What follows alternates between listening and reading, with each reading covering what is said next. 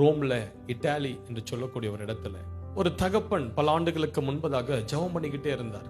அப்படி ஜெப அறையில அப்படி பையன் ஓடி போனா. அப்ப அவன் ஒரு சிறுவன், அவன் ஓடி போய் தன் அப்பா கிட்ட பார்த்து கேட்டான், டாடி என்ன பண்றீங்க, முட்டி போட்டுட்டு பேசிக்கிட்டே இருக்கீங்க, யார் கூட பேசுறீங்க அப்படின்னு கேட்டான். அவங்க அப்பா சொன்னாரு, பரலோகத்தில் இருக்கிற கர்த்தர்கிட்ட பேசிக்கிட்டு இருக்கு. பரலோகம் எங்க டாடி இருக்குது? அது எங்க இருக்குதுன்னு எனக்கு தெரியாது, ஆனா மூன்றாவது வானம்னு சொல்றாங்க. ஆண்டவர் எங்க டாடி இருக்கிறாரு? பரலோகத்தில் இருக்கிறார்.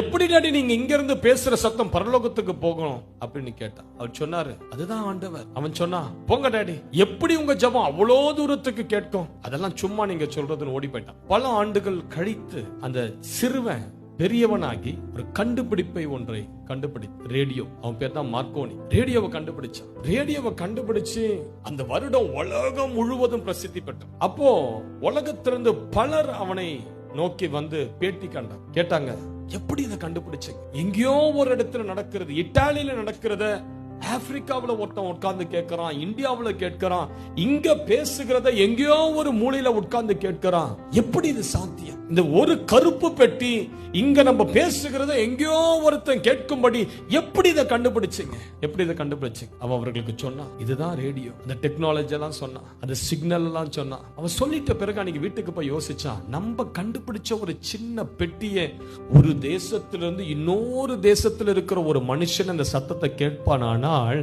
அப்ப சர்வ வல்லமை உள்ள ஒரு தேவன் பூமியில நாம் செய்கிற ஜெபங்களை கேட்காமல் இருப்பது எப்படி?